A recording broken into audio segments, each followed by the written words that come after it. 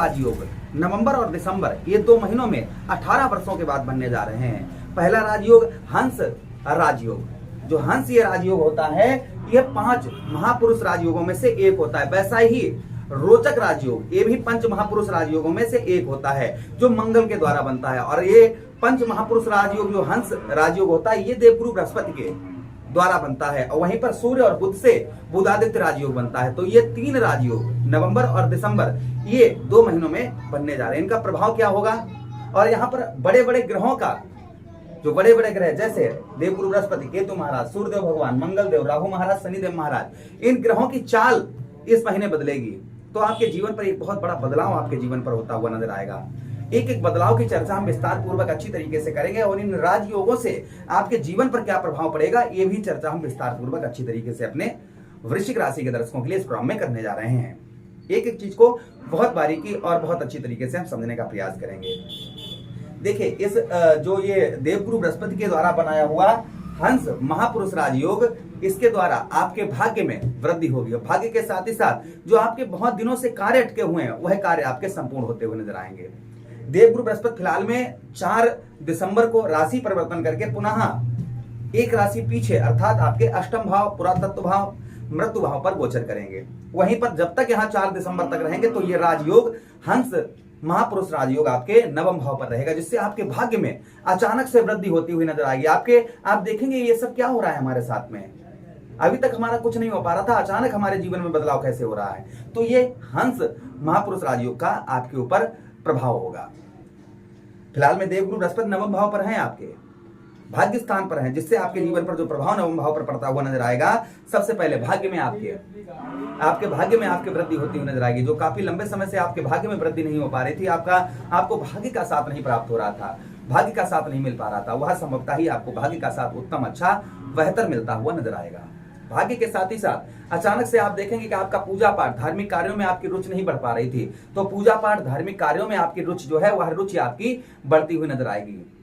जो अभी तक आपका पूजा पाठ में वगैरह वगैरह मन नहीं लग रहा था, तो संभवतः ही आपका पूजा पाठ, धार्मिक कार्यों में आपका मन जो है, आपकी रुचि जो है वह रुचि आपकी लगती हुई नजर आएगी। ये प्रभाव कहीं ना कहीं इस राजयोग से हमारे वृश्चिक राशि के दर्शकों पर पड़ता हुआ नजर आएगा। अच्छा, उसी के साथ ही साथ आगे चर्चा करते हैं देवगुरु बृहस्पति की नवम भाव पर आपके, और नवम भाव से आपके कौन से भाव 1, 2, 3, 4, 5 लगन भाव पर दृष्टि डालेंगे।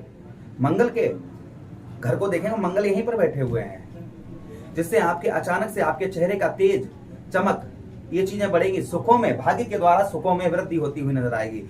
भाग्य के द्वारा, क्योंकि भाग्य की दृष्टि लगन भाव पर पड़ रही है, जिससे आपके भाग्य से आपके जीवन में सुखों में वृद्धि होगी। आपके साहस और पराक्रम, ये चीजें आपकी बढ़ती हुई नजर आएंगी। उसी के साथ ही साथ देवगुरु बृहस्पति आपके कर्म क्षेत्र नवम भाव पर दृष्टि पड़ेगी, आपके पंचम भाव पर नवम दृष्टि पड़ती हुई देवगुरु बृहस्पति की नजर आएगी। जैसे कर्म, आपका कर्म कहां बैठा हुआ है? कर्म बैठा हुआ है पंचम भाव पर, बुद्धि के स्थान पर। तो भाग्य के द्वारा, यहाँ पर भाग्य के द्वारा अच्छी बुद्धि आपके अंदर प्रवेश करेगी, और बुद्धि से आप अपना कर्म, आपकी मेहनत, जो आपका अपने कर्म नहीं कर पा रहे थे, अपनी मेहनत नहीं कर पा रहे थे, मेहनत कर भी रहे थे, उसका कर्म का फल नहीं प्राप्त हो रहा था क्योंकि भाग्य का साथ नहीं था। इसलिए मेहनत तो नियंत्रण आप कर रहे थे, लेकिन मेहनत के द्वारा जो आपको मिलना चाहिए, जो चीज आपको सफलता प्राप्त होनी चाहिए, वो सफलता आपको प्राप्त नहीं हो पा रही थी। संभवतः ही यहाँ पर आपके भाग्य से कर्म और कर्म से आप भाग्य जोड़ लीजिए।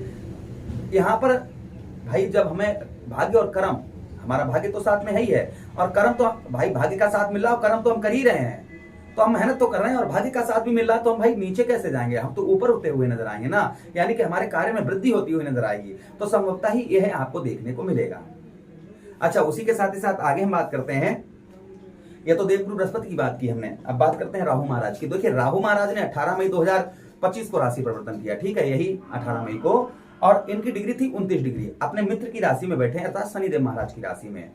अब मित्र के घर को कोई खराब नहीं करता है, मित्र के घर को अच्छा ही बनाने का प्रयास करता है। तो इस समय डिग्री कितनी है राहु की?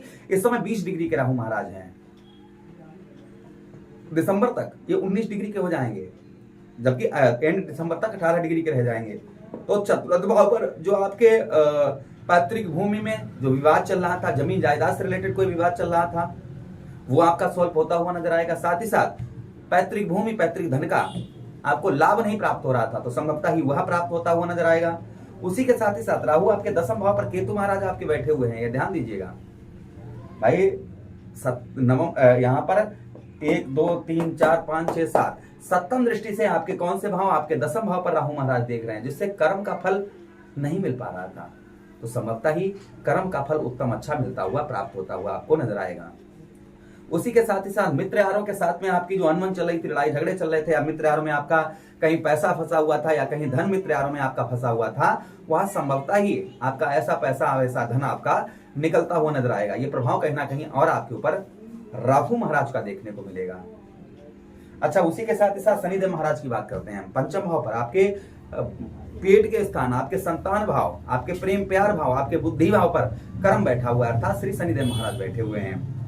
अभी तक आपको संतान का सुख प्राप्त नहीं हो पा रहा था, संतान से आपको कोई भी हेल्प प्राप्त नहीं हो पा रही थी, बच्चे आपके पढ़ रहे लिख रहे सब कुछ कर रहे, लेकिन कामयाबी प्राप्त नहीं हो पा रही थी, तो वह संभवतः ही, क्योंकि 27 नवंबर को शनिदेव महाराज वक्री अवस्था से मार्गी अवस्था में हो जाएंगे, तो ये प्रभाव संभवतः ही आपको देखने को आपके ऊपर मिलेगा।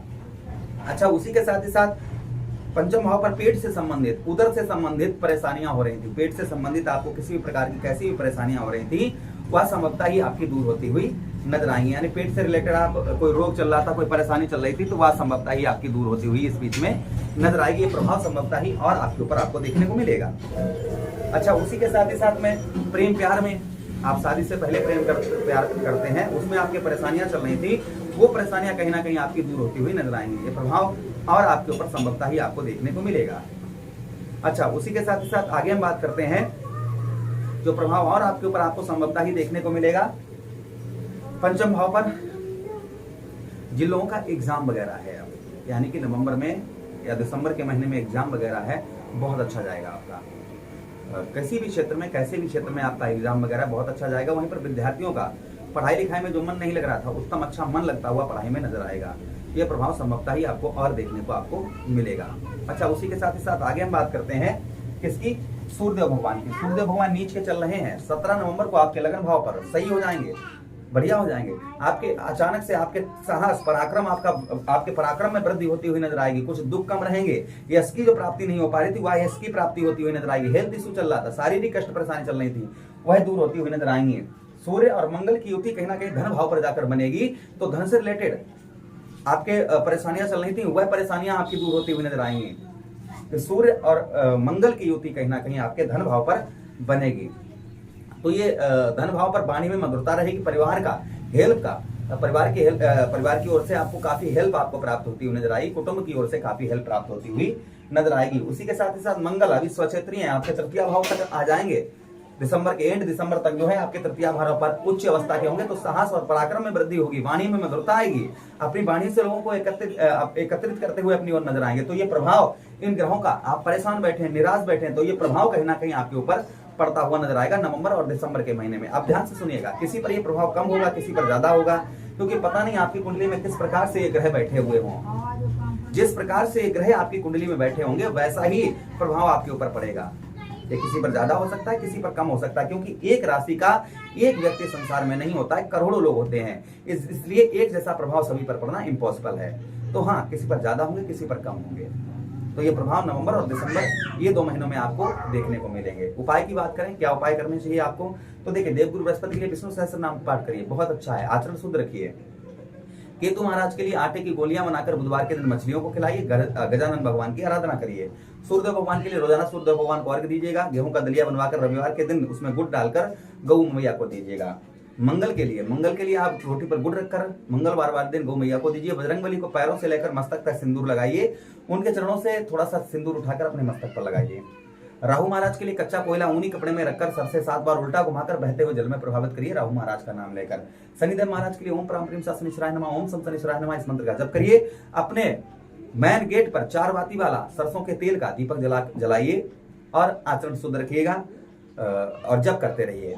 इससे कहीं ना कहीं प्रभाव शनिदेव महाराज का उत्तम अच्छा आपको देखने को मिलेगा।